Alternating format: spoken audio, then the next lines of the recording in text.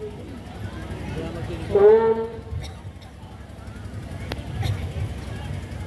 अध्यात्म जगत के मार्तंड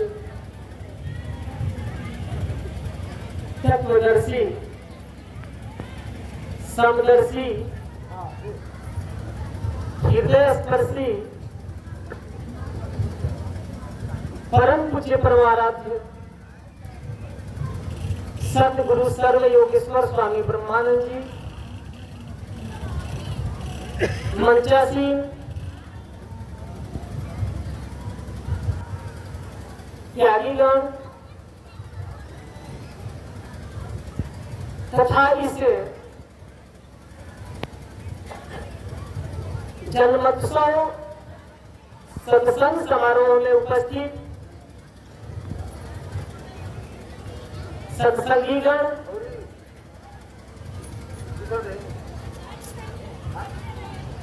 नए जितने भी श्रद्धालु भक्तगण आए हैं, उन लोगों का आभार प्रकट करते हुए कुछ शब्द निवेदन के रूप में मैं शुरू करूंगा। आप सभी लोग स्वीकार करेंगे तो मैं कृतज्ञ समझूंगा।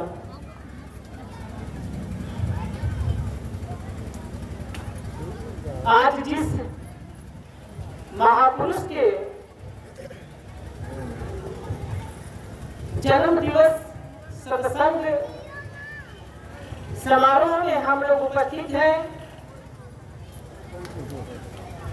गिनती में हम लोग देख रहे हैं कि उनके भक्त बहुत कम है। ठीक वैसे ही जिस समय महात्मा बुद्ध रहे होंगे, श्री कृष्ण रहे होंगे, संत कबीर, संत रैदास, संत नानक, दरिया पलटू, जितने भी महापुरुष संत पहले के हुए हैं, वे लोग भी इसी तरह से जब इस धरातल पर धराधाम पर थे तब उनके पीछे चलने वाले अनुयायियों की गिनती बहुत कम हुआ करती थी। महात्मा बुद्ध कभी विदेश नहीं गए। कुछ सीमावर्ती भारत देश से सटे हुए जो प्रदेश आते हैं, जो देश आते हैं, सिर्फ उन्हीं स्थानों पर महात्मा बुद्ध गए थे। लेकिन आज उनके प्रचार प्रसार के आधार पर हम लोग देखते हैं 50 से भी ज्यादा देश उनको आज गुरु रूप में स्वीकार कर रहा है और उनके नाम से हम लोग उन्हें लाइट ऑफ एशिया कहते हैं। एशिया का जो त्रिभुज कहा जाता है और उनके माध्यम से इस भारत देश को विश्व गुरु की उपाधि दी जाती है। कहने का अभिप्राय यह है कि जिस समय वो धराधाम पर थे उस समय उनके अनुयायियों की गिनती बहुत कम थी। लेकिन जब बौद्ध धर्म को स्वीकार सम्राट अशोक महान ने किया, क्योंकि वो राजा थे और जो राजा जिस धर्म का पालन करता है, प्रजा भी उस धर्म के अनुयायी होने का अनुसरण करती है। जैसे हमारे देश में पहले मुसलमान नहीं थे, मुगलों का शासन हुआ, जब अरब से हमारे देश में मुसलमानों का पदार्पण हुआ, उसके बाद में जब वो सल्तनत के मालिक बने, बादशाह बने, राजा बने, तो यहाँ के नागरिक भी इस्लाम धर्म को कबूल कर लिए। लेकिन जिस समय हजरत मोहम्मद साहब थे उस समय वहां के लोग उनको मारने का षड्यंत्र किए थे, तो शायद वो मदीना से भाग करके मक्का चले गए थे। कहने का मतलब यह है कि उस समय उनके पीछे चलने वाले अनुयायी भी बहुत कम थे। ईसा मसीह को सूली पर चढ़ा दी गई, इससे यह बोध होता है कि उनके पीछे चलने वाले अनुयायियों की जनसंख्या बहुत कम थी। अगर ज्यादा रही होती तो ईसा मसीह सूली पर नहीं चढ़े होते। आज वर्तमान में हम लोग देख रहे हैं कि हमारे परम पूज्य गुरुदेव स्वामी ब्रह्मानंद जी के विचारधारा पर चलने वाले भी लोग बहुत कम हैं, लेकिन एक दिन ऐसा समय आने वाला है कि जिस दिन जैसे अनेक महापुरुषों को याद किया जाता है, संतों के सानिध्य में रख करके उनको उपाधि दी जाती है, उसी प्रकार से स्वामी ब्रह्मानंद जी को भी एक समय आएगा कि लोग संत की श्रेणी में रख करके उनका नाम लिया करेंगे। कारण क्या है? आज हम लोग उस मुकाम तक क्यों नहीं पहुंच पा रहे हैं? छोटी सी कहानी मैं कहूंगा, ध्यान देकर के आप लोग सुनेंगे। और इस कहानी का मतलब यह है कि हर व्यक्ति इस बात को बहुत अच्छी ढंग से समझ ले, यह जान ले कि मैं कहना क्या चाहता हूं और हो क्या रहा है। एक बार एक सेनापति ब्राह्मण था और राजा उसके ओबीसी समाज से आते थे। ब्राह्मण सेनापति, ये कहानी हालांकि कुछ पढ़े लिखे लोग जानते होंगे, नाम नहीं रखना चाहता उसमें, राजा का नाम तो नहीं रखूंगा और उस सेनापति का भी नाम नहीं रखूंगा, क्योंकि यह विषय अलग हो जाएगा। बस बोध के लिए कह रहा हूं, दो बातें बोध के तहत मैं समझाने की प्रयास करूंगा। सेनापति अपने ही जाति के लोगों को सेना में भर्ती कर रहा था। कुछ लोग राजा के पास जाकर की शिकायत दर्ज किए कि राजन, ये जो सेनापति है अपने ही जाति के लोगों को सेना में भर्ती करने किए जा रहे हैं, क्या सभी जाति में, सभी वर्ग के लोगों में वैसी काबिलियत नहीं है वह सिपाही बन सके, अपने देश की रक्षा कर सके? राजा सेनापति को बुलवाए और बोले कि ऐसा क्यों कर रहे हो? उसने कहा कि मैं इसका एक उदाहरण आपके सामने पेश करना चाहता हूं। एक ऐसा तालाब, छोटा सा, जिसे आप लोग पोखरा कहते हैं,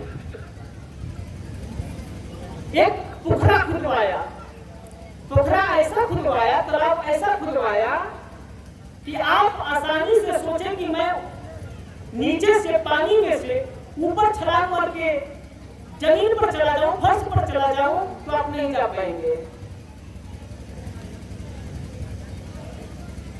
उसमें पानी भरवा दिया। पानी भरवाने के बाद कहा कि राजन, सामने आप देख लीजिए। 15 मिनट का समय दिया गया और कहा कि देखिए, आप जिनको मान रहे हैं कि इन लोगों में काबिलियत है, उन लोगों को आप इस पोखरे में डाल दीजिए और बोलिए कि 15 मिनट के अंदर में वे लोग बाहर आ जाएं। हुआ क्या? जो जो सब सिपाही के योग्य थे उन्हीं लोगों को राजा वहां आदेश दिए कि आप लोग इस तालाब में, कम से कम 30 लोगों को छोड़ा गया कि आप लोग चारों तरफ से इस तालाब में, पूर्व पश्चिम उत्तर दक्षिण तरफ से हो जाए और इस तालाब से 15 मिनट के अंदर बाहर निकलना है। जैसे ही उस तालाब से निकलने का एक सिपाही प्रयास कर रहा था तो दूसरा सिपाही पैर खींच देता। जब जिसका पैर खींचा जाता था तो वो समझ जाता था कि मैं अगर पार नहीं हो पाया, मैं इस प्रतियोगिता में सफल नहीं हो पाया, पास नहीं हो पाया, तो दूसरे को भी पास नहीं होने दूंगा। वो भी उसका पैर खींच लेता था। पैर खींचते खींचते समय व्यतीत हो गया, 15 मिनट की समय पूछ गई और कोई एक सिपाही भी तालाब से बाहर नहीं निकल पाया। अब सेनापति बोला कि देखिए, अब अपने जाति के लोगों को मैं इसमें डाल रहा हूं और देखिए इन लोगों के अंदर काबिलियत क्या है। जब सेनापति उसमें अपने जाति के सिपाहियों को डाला तो एक सिपाही अगर पार होने की चेष्टा करता था तो गिर जाता। हुआ क्या कि बगल वाला सिपाही उसके चुट्टा पे हाथ रख देता था कि ताकि उसको एक सहारा मिल जाए। उसे वो सहारा मिल जाता था और तालाब का पार कर जाता था। इस प्रकार से देखा गया कि 15 मिनट में कम से कम 25 लोग उस तालाब को पार कर गए। उसने दिखलाया, देखिए काबिलियत कहाँ है। फिर एक दूसरा उदाहरण मैं प्रयास कर रहा हूं, उसको भी समझिएगा। चलेगा। एक बार देवताओं में और दैत्यों में, राक्षस में, हालांकि इस धरती पर कोई राक्षस आज तक से पैदा नहीं हुआ, और जो पैदा होता है वो जीता नहीं है। माँ के गर्भ से अगर किसी का 2 मुख निकल जाए, 4 हाथ निकल जाए, तो माँ ही डर जाती है कि तो राक्षस पैदा हो गया, विनाश होगा। वो मर ही जाता है, क्योंकि वो भ्रूण जो है माँ के गर्भाशय में विकृत हो जाता है, तब उसको 4 हाथ हो जाता है, 3 हाथ हो जाता है वगैरह। छोड़ दीजिए उस बात को। राक्षस और देवता को मैं समझने की एक बात कर रहा हूँ, इसको समझा जाए। माता जी लोग थोड़ा बैठ जाए। ब्रह्मा जी भोज का निमंत्रण दिए थे, दानव को भी दिए थे और देवता को भी दिए थे। तो दानव और देवता दोनों पहुंचे, उनको पंगत में बिठाया गया।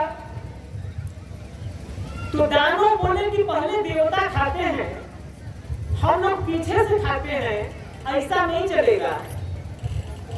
जैसे समाज जब जग गया है तो कह रहा है ना कि भाई पंडित जी आगे खाएंगे और बाकी सभी जाति के लोग पीछे खाएंगे, ऐसा नहीं चलेगा। ये जागृति आई है, अब आई है। लेकिन कुछ वैसे भी लोग कहते नहीं, पहले बाबा जी खाएंगे तभी जाकर के दूसरा व्यक्ति खाएगा। उस समय हुआ क्या, दानव बोले कि पहले हम लोग खाएंगे, उसके बाद देवता लोग खाएंगे। देवताओं में जो मंत्री का काम करते हैं या सूचना वाहक का काम करते हैं, झगड़ा लगाने वाले, जिनको आप जान रहे होंगे, नारद जी। सब कोई सब नाम रख लेता है, लेकिन नारद नहीं रखता है। नारद जल्दी किसी पुरुष का नाम नहीं रखते, और सबका नाम सब कुछ रखा जाता है, दुर्गा, सरस्वती, लक्ष्मी, लेकिन कोई काली माई नहीं रखता है। क्यों? बेटी का नाम काली आप लोग नहीं रखते। खैर सुनिए, नारद जी से बोला गया कि भाई इसका समाधान कीजिए। तो नारद जी बोले ठीक है, पहले दानव भोजन करेंगे, उसके बाद देवता भोजन करेंगे, लेकिन दोनों में एक शर्त है। शर्त क्या है? शर्त यह है कि दोनों के हाथ में, यहां से, जिसको आप लोग काख बोलते हैं, यहां से लेकर के और यहां का एक डंडा माना जाएगा, और उस डंडा को देवताओं में भी माना जाएगा और दानवों में भी माना जाएगा, और भोजन करना है। तो दानव खुश हो गए कि चलिए भाई, इसमें क्या दिक्कत है, डंडे में मानेंगे लोग, हम लोग तो किसी तरह खा लेंगे। सबको सभी प्रकार के व्यंजन पदार्थ परोस दिए गए। जब खाने की बारी आई तो डंडा बताइए कितना लंबा हो जाएगा कि नहीं, तो कभी मुड़ेगा, इसे नहीं मुड़ेगा। ऐसे मोड़ेंगे तब ना जाकर के आपका हाथ आपके मुख तक आएगा, लेकिन हाथ ज्यों करते सीधा रहता था। और कुछ उठा करके रसगुल्ला को खाने का प्रयास किया कि चलिए किसी तरह से एक आध रसगुल्ला मुंह में चल जाए। तो जब हम खाने का प्रयास किए कि हमारे मुख में आ जाए, तो यहाँ से उड़ करके ईश्वरानंद महाराज जी के मुंह नाक पर चला गया। इनको जब खाने की इच्छा हुई तो महात्मा त्रिलोकानंद जी के नाक मुंह को लेटा दिए। इनको जब खाने की इच्छा हुई तो चित्रंजन जी का मुंह नाक। इसी प्रकार से सभी देवता लोग, अरे दानव लोग, खाने का जो समय था फिक्स किया गया था। मान लीजिए कि 10 मिनट में आप लोगों को खा लेना है। 10 मिनट पूरा हो गया, लेकिन कोई भी दानव एक भी दाना नहीं खा पाए। अब देवताओं की बारी आई। देवताओं के हाथ में भी डंडा माना गया है, लेकिन हुआ क्या कि पात आमने सामने बैठती है, बैठती कि नहीं? आमने सामने पात बैठती है भोजनालय का। तो अब देवता क्या किए कि अपना भोजन उठा करके सामने वाले के मुख में डालते थे, और वह व्यक्ति सामने वाले के मुख में डालता था। अर्थात मैं यहाँ पर आनंद जी के मुख में डाल रहा हूँ और आनंद जी हमारे मुख में डाल रहे हैं। इस तरह से हमारा भी पेट भर गया और इनका भी पेट भर गया। मतलब क्या है, इस कहानी का 2 भाव प्रकट होता है। पहला मैं भाव बता देना चाहता हूँ, अगर हम दूसरे का पेट भरने का प्रयास करेंगे तो परमात्मा की कृपा होगी, हमारी भी पेट भर जाएगी। दूसरी कहानी का भाव मैं यह कहना चाहता हूँ, अपने समाज को इतना गिरा मत दीजिए, इतना आक्रमण मत बना दीजिए, इतना दुखित मत बना दीजिए कि आपका समाज इतना भी दिखाई दे रहा है, इससे कम हो जाए। सभी लोग विचार कर ले, आज यही पंडाल था कि पूरा भरा रहता था, और आज यही पंडाल है कि पूरा नहीं भर पा रहा है। हर व्यक्ति को इस पर विचार करना चाहिए। एक बार हम थे और महात्मा जी थे, आपस में बात विचार कर रहे थे कि क्या कारण है। कारण क्या है कि एक स्त्री, एक लड़की जिसको हम लोग पूजा पाठ बतला देते हैं, एक नालायक परिवार में जाती है, वहां मांस मदिरा खाने वाले लोग मिल जाते हैं, वहां जाकर के अपने पूरे परिवार को सुधार देती है। अगर आज बहुत दिनों से स्वामी जी के शिष्य हैं आप प्रतिदिन पूजा ध्यान करते हैं, सही रास्ते पर चलते हैं, लेकिन आपका लड़का आपके पीछे नहीं चल रहा है, आपकी औरत आपके पीछे नहीं चल रही है, क्या कारण है? पिता तो जुड़े हैं सत्संग में, लेकिन पुत्र आपके सत्संग से प्रभावित नहीं हो रहा है, क्या कारण है? वह कारण आप हैं, वो कारण हम हैं। उस कारण को ढूंढना होगा। कारण क्या है? कारण सबसे प्रमुख कारण निकल करके आई श्रद्धा की कमी, श्रद्धा विहीनता। किस श्रद्धा की बात कर रहे हैं हम? आज हर व्यक्ति अपने आप को बड़ा समझने लगा है। हर व्यक्ति के दिमाग में चल रहा है कि मैं बहुत जानता हूँ, मैं बहुत कुछ जानता हूँ, मैं बहुत पूजा करता हूँ। जबकि अगर पूछा जाए, यहाँ पर न हम महात्मा जी को पहुंचा पाएंगे स्वर्ग में, न मोक्ष दिला पाएंगे, न ये हमको मोक्ष दिला पाएंगे, न आप लोगों को हम मोक्ष दिला पाएंगे, न आप लोग हमको मोक्ष दिला पाएंगे। मोक्ष अगर किसी को मिलेगा तो आपके कर्मों से मिलेगा। आप सत्कर्म करेंगे, आप भक्ति करेंगे, आप साधना करेंगे, आप नाम जप करेंगे, इससे आपका कल्याण होने वाला है। ना हम आपका कल्याण कर पाएंगे, ना आप हमारा कल्याण कर पाएंगे। यह एक सामाजिकता है। इस सामाजिकता को कायम रखने के लिए हम लोग यहाँ पर जुटे हुए हैं। एक बात हमेशा ध्यान में रखनी है, हर व्यक्ति को अपने अंदर कमी ढूंढनी चाहिए, लेकिन हम लोग क्या करते हैं, सामने वाले के अंदर कमी ढूंढने में लगे हैं। लेकिन यह सामने वाले की तरफ एक उंगली उठी है तो पता है 3 उंगलियां इधर उठी है। सामने वाले की तरफ यह उंगली उठी है तो 3 उंगलियां किधर उठी है, हमारे तरफ उठी है। एक अवगुण अगर दूसरे में खोजने का प्रयास कर रहे हैं तो 3 अवगुण हमारे अंदर भी है। होता क्या है कि सास पतोह में कमी ढूंढने में लगी है, और पतोह जो है, बहू जो है, सास में कमी ढूंढने में लगी है। बाप बेटे में कमी ढूंढने में लगा है, और बेटा बाप में कमी ढूंढने में लगा है।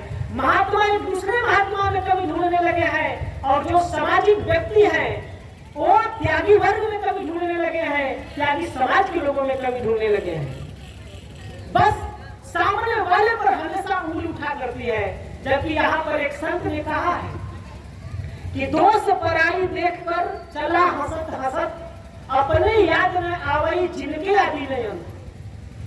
अगर हर व्यक्ति अपनी कमियों को अपने अंदर ढूंढने लगे तो आप अगर दिन भर सिर्फ एक दिन ढूंढे, सुबह से लेकर के शाम तक अगर ढूंढे, तो आप में न जाने हजारों कमियां निकल करके आ जाएगी, हमारे अंदर हजारों कमियां निकल करके आ जाएगी।